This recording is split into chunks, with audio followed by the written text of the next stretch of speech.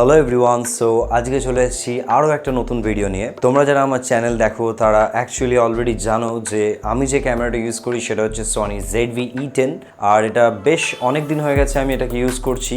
এই ক্যামেরাটা ইউজ করে আমি নানা রকম শ্যুট করেছি, লাইক প্রফেশনাল ওয়ার্ক, পোর্টফোলিওজ, ওয়েডিংস, সব কিছুই কভার করেছি এই ক্যামেরাটা ইউজ করে। সো আজকে ভিডিওতে আমি তোমাদেরকে জানাবো যে 5 bad things about Sony ZV-E10। কিছু জিনিস আছে ক্যামেরার মধ্যে যেগুলো আমার খারাপ লেগেছে বা যেগুলো তোমাদের জন্য হয়তো ডিল ব্রেকার হতে পারে। সো যারা যারা এই ক্যামেরাতে ইন্টারেস্টেড বা পারচেস করতে চাইছো 2023-তে, তাদের জন্য এই ভিডিওটা খুবই ইম্পর্টেন্ট হতে চলেছে। সো ফার্স্ট যে জিনিসটা আমার ভালো লাগেনি এটার মধ্যে সেটা বলে রাখি, সেটা হচ্ছে ক্যামেরাটির ব্যাটারি লাইফ।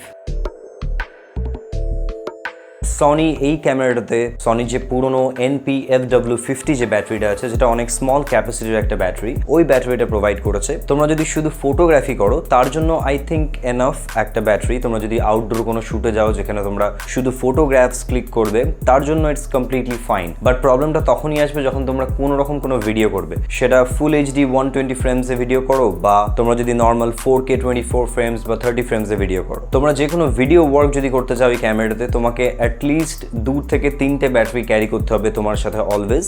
অনেকজনের হয়তো এই ক্যামেরার ব্যাটারি ব্যাকআপটা এনাফ লাগে, but to be very honest, আমি তো এই ক্যামেরাটা নিয়ে প্রচুর কাজ করেছি। সো আমি এক্স্যাক্টলি জানি, ইভেন এই টাইপের যে টকিং হেড ভিডিও তোমরা যেটা দেখছো ইউটিউব ভিডিও, যেগুলো আমার অনেক লেন্দি ভিডিও রেকর্ড আছে, লাইক 20 মিনিটস 25 মিনিটস, অনেক টাইম এরকম হচ্ছে যেখানে আমার ব্যাটারি শেষ হয়ে গেছে। সো ডেফিনেটলি ব্যাটারি ব্যাকআপটা আমার অনেক উইক লেগেছে এই ক্যামেরাটাতে। এই প্রাইসের যে অন্য যে কম্পিটিশন যে মার্কেটে যে অন্য ক্যামেরাগুলো আছে নিকন বা ক্যাননের, ওগুলোর ব্যাটারি ব্যাকআপ অনেক বেশি এই ক্যামেরাটার থেকে। সো এই ক্যামেরাটা তোমরা যদি ফিল্ডে ইউজ করতে চাও বা যে কোনো টাইপের শ্যুট করতে চাও, বিশেষ করে ভিডিও, তোমাদেরকে স্পেয়ার ব্যাটারি ক্যারি করতে হবে এবং সঙ্গে যদি পাওয়ার ব্যাংক ক্যারি করো তাহলে খুব ভালো হয়। কারণ যেহেতু এটার মধ্যে টাইপ সি আছে, তোমরা পাওয়ার ব্যাংক ইউজ করে ইজিলি অন দ্য গো এটাকে চার্জও করতে পারো। এবার চলে আসি নেক্সট যে ব্যাড পয়েন্টটা যেটা আমার লেগেছে, সেটা হচ্ছে সনি এই ক্যামেরাটাকে মার্কেটিংই করেছে as a vlog camera, like ভ্লগারদের জন্য স্পেশালি। সো আই থিঙ্ক একটা ভ্লগারের কাছে ইমেজ কোয়ালিটি বা ওগুলোর থেকে অনেক বেশি ইম্পর্টেন্ট একটা প্রপার স্টেবিলাইজেশন।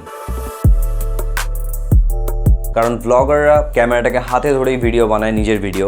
সো ডেফিনেটলি এটা একটা ব্লগার্স ক্যামেরা আমার মনে হয় না, কারণ ব্লগার্সদের কাছে সব থেকে ইম্পর্টেন্ট আমার মনে হয় স্টেবিলাইজেশন। অলওয়েজ রান অ্যান্ড গান সিচুয়েশনে থাকে বা নিজের ভিডিওই করে, আউটডোরেই বেসিক্যালি ইউজ করে। তো সেখানে আমার মনে হয় পিকচার কোয়ালিটি বা অন্য জিনিসের থেকে সব থেকে বেশি ইম্পর্টেন্ট আমার কাছে স্টেবিলাইজেশন, যেটা এই ক্যামেরাটাতে নেই। এই ক্যামেরাতে কোনো রকম কোনো IBS like in bodies image stabilisation নেই। যদি লেন্সের মধ্যে OSS থাকে সনির, পার্টিকুলার সনি কিছু লেন্সের মধ্যে অপটিক্যাল স্টেডি শট দেয়, ওটা যদি থাকে ওটা কিছুটা হেল্প হয়, বাট এনাফ আমার মনে হয়নি। আর লাস্টলি আছে অ্যাক্টিভ স্টেবিলাইজেশন। ওটা যদি তোমরা অন করো তাতে ফুটেজটা হয়তো অনেকটা স্টেবল হবে, বাট তার সঙ্গে একটা হেভি ক্রপ অ্যাড হয়ে যায়। আর আরও একটা জিনিস মেনশন করতে চাইছি, 4K 24 ফ্রেমস বা 30 ফ্রেমসে তোমরা অ্যাক্টিভ স্টেবিলাইজেশন ওটা পেয়ে যাবে, বাট যখনই তোমরা হায়ার ফ্রেম রেটসে রেকর্ড করবে, লাইক ফুল HD 120 ফ্রেমসে, ওই ক্ষেত্রে অ্যাকচুয়ালি অ্যাক্টিভ স্টেবিলাইজেশনটাও কাজ করে না। সো এই ক্যামেরাটা নিয়ে তোমরা যদি ব্লগিং করতে চাও, তোমাদের কাছে অ্যাকচুয়ালি দুটোই অপশন। একটা হচ্ছে তোমরা অনেক ওয়াইড অ্যাঙ্গেল লেন্স ইউজ করো, লাইক 11mm বা 14mm যদি থাকে তোমাদের কাছে, সেই ক্ষেত্রে তোমরা যদি অ্যাক্টিভ স্টেবিলাইজেশনটা ইউজ করো তাহলে ক্রপ হওয়ার পরেও একটা অ্যাকসেপ্টেবল ফিল্ড অফ ভিউ তোমরা পেয়ে যাবে। আদারওয়াইজ আমি যেটা করি, আই থিঙ্ক ওটা বেস্ট সলিউশন। সনির একটা ফ্রি সফটওয়্যার আছে, সেটা হচ্ছে সনি ক্যাটলেস ব্রাউজ। তোমরা ওই সফটওয়্যারটা ইউজ করে ভিডিওটাকে পোস্টে স্টেবল করতে পারবে, যেটা অনেক বেশি এফেক্টিভ আমার মনে হয়। এই ক্যামেরাটি জাইরো ডেটা রেকর্ড করতে পারে। সো যখনই তোমরা এই ভিডিওটাকে ক্যাটলেস ব্রাউজ সফটওয়্যারটা দিয়ে রান করবে, 10% ক্রপ মতো হয়, তাতে অনেক বেশি ইউজেবল স্টেবল রেজাল্ট তোমরা পেয়ে যাবে। আর লাস্টলি আমার মনে হয় সব থেকে বেস্ট সলিউশন, তোমরা যদি ভ্লগিং এর জন্যই কিনতে চাও, তোমরা আই থিঙ্ক গিম্বল পারচেস করে নেওয়া একটা বেস্ট আইডিয়া থাকবে। কারণ প্রতিটা ফুটেজ সফটওয়্যারের থ্রু থেকে স্টেবল করা, ওটা অনেকটা বেশি টাইম কনজিউমিং, প্লাস তোমার কম্পিউটারটা অনেক বেশি পাওয়ারফুল হতে হবে ফাইলগুলোকে ঠিক মতো প্রসেস করার জন্য। ছোটোখাটো 1 মিনিট 2 মিনিটের সিনসগুলো স্টেবল করতে কোনো প্রবলেম নেই, ওগুলো একটু টাইম লাগলেও ঠিক আছে। বাট অ্যাজ আ ভ্লগার যাদের পুরো ফুটেজটাই হ্যান্ড হেল্ড হয়, সেই ক্ষেত্রে আমার মনে হয় কোনো গিম্বল পারচেস করে নেওয়া অনেক বেশি বেটার আইডিয়া। আর বিশেষ করে অনেক কম দামি গিম্বল বা ছোট গিম্বলও তোমরা পারচেস করতে পারো এই ক্যামেরাটির সাথে। তার কারণ হচ্ছে ক্যামেরার ওয়েটটা অনেকটাই কম, সেই ক্ষেত্রে যে কোনো গিম্বলেরই খুব একটা বেশি প্রবলেম হবে না এই পেলোড সেটআপটাকে ক্যারি করতে। আর নেক্সট যে ব্যাড পয়েন্ট যেটা আমার লেগেছে সেটা হচ্ছে LCD। বিশেষ করে আরও একটা কথা বলে রাখি, এই ক্যামেরাটাতে কোনো রকম কোনো ইভিএফ তোমরা পাচ্ছ না। ইলেকট্রনিক ভি ফাইন্ডার যদি দিত তাহলে কোনো প্রবলেমই ছিল না, কারণ আউটডোরে তোমরা যখন শ্যুট করবে তখন এর যে এলসিডিটা আছে ওটা এনাফ ব্রাইট আমার মনে হয়নি।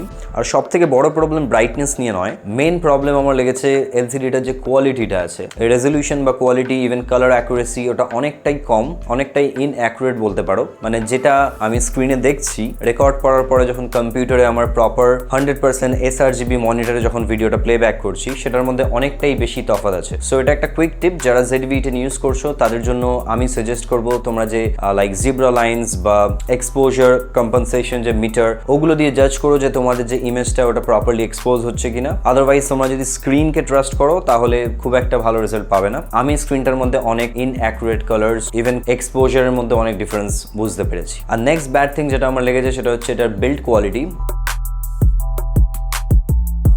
মানছি এটা প্রাইস অনেক কম, প্রাইস হিসেবে অনেক বেশি ফিচার্স, বাট তার সত্ত্বেও বিল্ড কোয়ালিটিটা আই থিঙ্ক একটু বেটার হওয়া উচিত ছিল। কারণ ক্যামেরাটা যেখানেই তোমরা টাচ করবে মানে পুরো বডিটাই অ্যাকচুয়ালি প্লাস্টিকই। And don't get me wrong, অনেক প্লাস্টিকের ক্যামেরা অলরেডি আছে, লাইক পলিকার্বনেট যেটাকে বলে, আলটিমেটলি প্লাস্টিকের একটু হায়ার কোয়ালিটি।